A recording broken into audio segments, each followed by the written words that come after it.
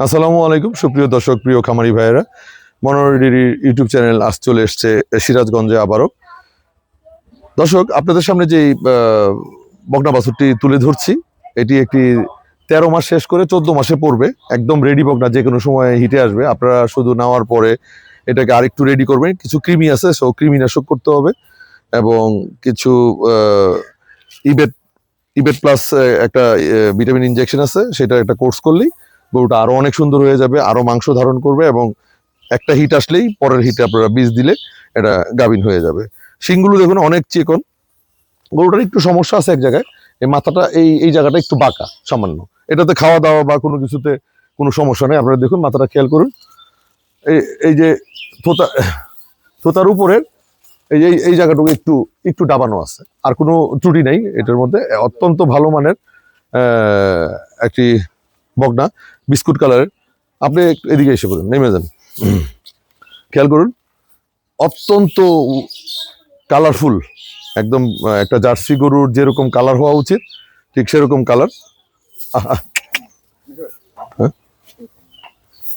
হ্যাঁ, এই দেখুন মাথাটা দেখতে পাচ্ছেন, একদম ছোট একটা মাথা, মানে গলাটা দেখুন কত পাতলা, এবং চামড়া টামড়া সব একদম, প্রত্যেকটা নার্ভ দেখা যাচ্ছে, ভেইন দেখা যাচ্ছে, সবকিছু দেখা যাচ্ছে, এবং বানগুলা খুবই ভালো গরুটার। এটার মধ্যে যে বান আমরা দেখতে পাচ্ছি, 18-20 লিটার দুধ হওয়া কোনো ব্যাপারই না। বানটা ভালো মতো দেখান, একদম 25 লিটার হবে না চাচা, ওই কথা বললেন না।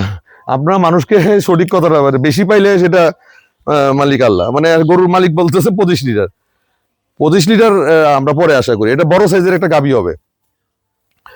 আপনার দর্শক, আপনাদের উদ্দেশ্যে বলছি যে একটা জার্সি গাভী যতটুকু বড় হওয়া দরকার ঠিক ততটুকুই বড় হবে।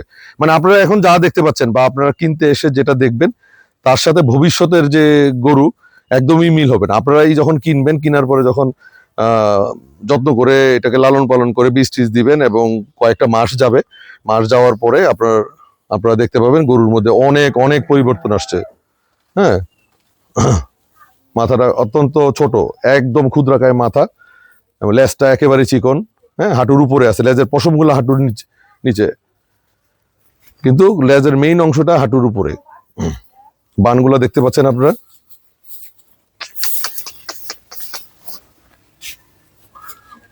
চোখগুলো একদম ঢালা ঢালা, একদম বের হয়ে আসতেছে, মাথায় ডাবানো আছে, চামড়া অত্যন্ত পাতলা চামড়া, মানে এর চেয়ে চামড়া পাতলা হয় না, একদম কাগজের মতো, যে টিস্যুর মতো বলে সবাই, ঠিক এমনই।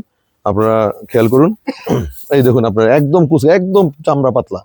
এত চামড়া পাতলা মনে করেন কোনো গরু স্বাভাবিকভাবে হয় না।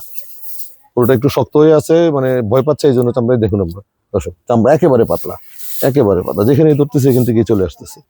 কানগুলো খুবই সুন্দর, পশমে ভরা, এবং শিংটা কাছে থেকে দেখ, শিংটা একদম বাঁকানো, একদম চিকুন হয়ে উঠে আসতেছে। শিংটা এত চিকুন শিং আসলে গরুতে হওয়ার মানে হচ্ছে সে ভালো একটা দুধ দিবে। হ্যাঁ, খাওয়ার রুচি খুবই বেশি। আপনারা এখন কৃমিনাশক করে লিভার টনিক, একটা ইবেট, একটা 83E রেনেটা কোম্পানির এক কোর্স কমপ্লিট করলেই গরুটাকে বীজ দিয়ে দিতে পারবেন। মানে 1 মাস আপনারা এটাকে যত্ন করতে হবে। তো দর্শক, আপনারা যারা এই বকনাটি 14 মাস রানিং চলতেছে নিতে চান, তারা আমার সাথে যোগাযোগ করবেন। আপনারা বানগুলো দেখতে পাচ্ছেন, উলানটা একদম থলথলে।